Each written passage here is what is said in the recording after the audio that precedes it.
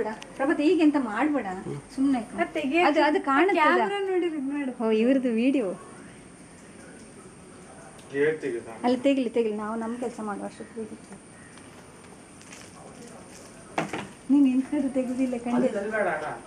ಇಲ್ವಾ ಇಲ್ಲಿ ಕರೆಕ್ಟ್ ಆಗ ಅವ್ರು ನೋಡೋದಿಲ್ಲ, ಅವಾಗ ಹಂಗೆ ತೆಗಿತಾರೆ ಮೇಲ್ ಬಂದ್ರೆ ಕರೆಕ್ಟ್ ಆಗ.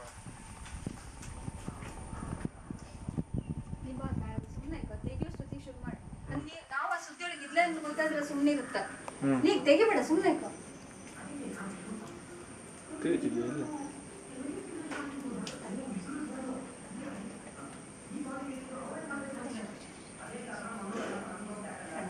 ನಾವು ಮಾತಾಡ್ಬಿಡ್ಸಿ ಅಷ್ಟೇ.